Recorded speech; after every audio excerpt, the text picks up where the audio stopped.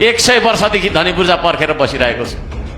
दिनुहोस्, भक्काभक दिनुहोस्, हामी पनि छौँ ल है। कहाँ कसले रोक्दो रहेछ? यहाँ कङ्ग्रेसले रोक्छ कि एमाले रोक्छ कि नेकपाले रोक्छ कि राप्रपाले रोक्छ? हामी चाहिँ रोक्दैनौँ।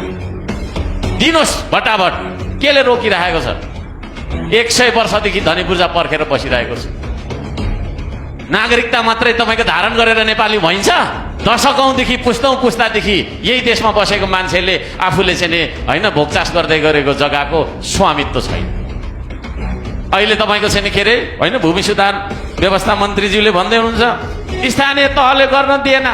स्थानीय तह त प्रदेशको तपाईँको मातहतको कानुनमा चल्छ, प्रदेश सङ्घको मातहतको कानुनमा चल्छ। सङ्घको मन्त्री हो तपाईँ, तपाईँ दिनुहोस् न तपाईँको चाहिँ के अरे धनी पूर्जा। कसले तपाईँलाई रोक्छ? स्थानीय तह कुन चाहिँले रोक्छ? हामी छौँ तपाईँलाई सहयोग गर्ने। सुकुम्बासीले धनी पूर्जा पाएन, धनी पूर्जा दिने भन्ने कुरामा नाटक गरेको छ, गीत गाएको छ, बसेको छ है। खोइ त नि तपाईँको चाहिँ के अरे हामीलाई दिएको अधिकारहरू खोइ कसले दिनुपर्ने हो त्यो अधिकार? त्यसले गर्दाखेरि म आवाज उठाउन चाहन्छु, माग गर्न चाहन्छु, यस्तो किसिमले टालटुले पाराले तपाईँको चाहिँ आश्वासन दिएर देश चल्नेवाला छैन। कडाकडी काम गर्नुपर्छ। एउटा सानो उदाहरण, बुटवल 2 को मैना बजारको समस्या के हो यो बारेमा सम्बन्धित मन्त्रीज्यूले खोज्नु पर्यो। त्यहाँ अघि बिहान आएर चाहिँ मलाई यत्रो पत्र दिएर थुप्रै गुनासाहरू पोख्दै हुनुहुन्थ्यो। देशमा थुप्रै समस्या छ, समय छैन हामीसँग धेरै। एकजना खेलाडीले देशको शान बढाउनका लागि खेल्यो। चाइनासँगको चाहिँ तपाईँको टुर्नामेन्टमा उसको खुट्टा भाँचिएको रहेछ आशिष राई भन्ने मान्छे इटरीको। अहिले थाइल्यान्डमा लगाएर राखेको रुइराखेको छ।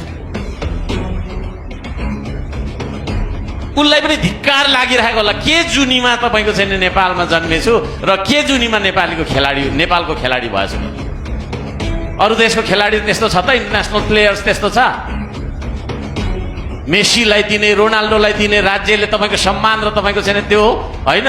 हामीले त्यस्तो खालको सोचेका छौँ? खेल भनेको जस्ट खेल, जा खेल, काम छैन तेरो खेल भन्ने हिसाबले खेललाई लिएको कारणले कहिले पनि हामीले इन्डस्ट्रीको रूपमा यसलाई विकसित गर्न सकेन। आज हाम्रो इन्टरनेसनल खेलाडी चाहिँ विदेशमा खर्च पाइन के भनेर रुँदै बस्नुपर्ने? यो बाध्यताको अन्त्य हुनुपर्छ। यो बाध्यताको अन्त्य हुनुपर्छ र अन्त्यमा फेरि पनि प्रधानमन्त्रीज्यूलाई योभन्दा साह्रो चिज चाहेर यहाँ बोलाउन नपरोस्। त्यो भन्दै मेरो भनाइ अन्त्य गर्दछु। धन्यवाद, नमस्ते। हामी देश त देशमै छौँ, तर कस्तो देशमा छौँ भन्ने प्रश्नको उत्तर खोजिरहेका छौँ जस्तो लाग्छ मलाई चाहिँ। अब यो यस्तो देश हाम्रो भयो जुन देशको प्रधानमन्त्री स्वयंले हामीले छिमेकी मुलुकको सीमा मिच्या छौँ भनेर भन्नुपर्ने, त्यस्तो देश जुन देशमा सुरक्षा छैन, न्याय छैन, सेवा सुविधा र अवसर छैन। राज्यले सबैभन्दा पहिला दिनुपर्ने सुरक्षा हो। सुरक्षित छैन नागरिक। आज हामी सांसदहरू पनि सुरक्षित छैन, कोही पनि सुरक्षित छैन। No one is safe in Nepal. जे पनि हुन सक्ने स्थिति खालको छ। त्यसो भएको कारणले गर्दाखेरि हो अब यो देशलाई देश जस्तो बनाइराख्नका लागि हामीले के गर्नुपर्ने? हामी तयार छौँ, म चाहिँ तयार छु र हाम्रो दल तयार छ।